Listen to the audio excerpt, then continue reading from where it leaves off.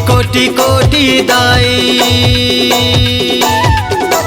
कोटि कोटि कोटि कोटि दाई तू ही लहावे प्रणाम। मोर छत्तीसगढ़ महतारी ए जोहार सूबे शाम। मोर छत्तीसगढ़ महतारी ए जोहार सूबे शाम। कोटि कोटि कोटि कोटि दाई, कोटि कोटि कोटि कोटि दाई तू ही लहावे प्रणाम।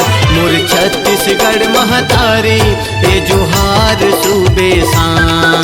मोर छत्तीसगढ़ महतारी ए जोहार सूबे शाम।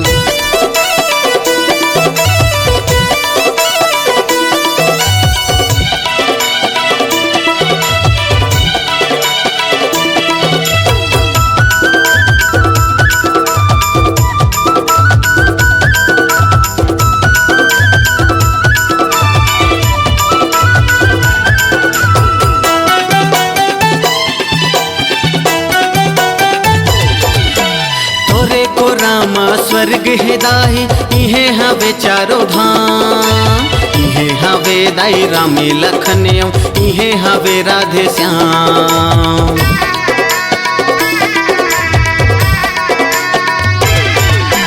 तोरे को रामा स्वर्ग है दाई इहे हवे चारो धाम।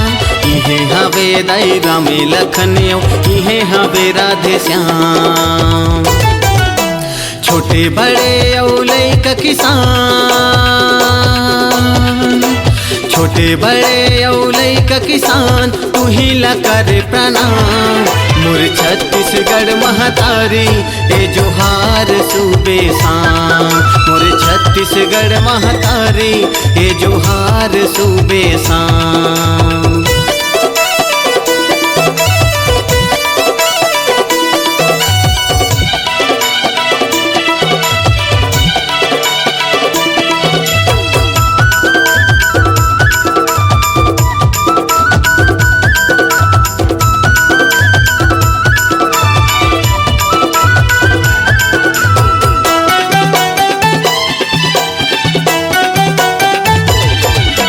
छत्तीसगढ़ के बेटी कौशल्या जेकर बेटा प्रभु राम हरे। वीर पुरुष ला जन्म देवैया दाई ला मोर प्रणाम हरे।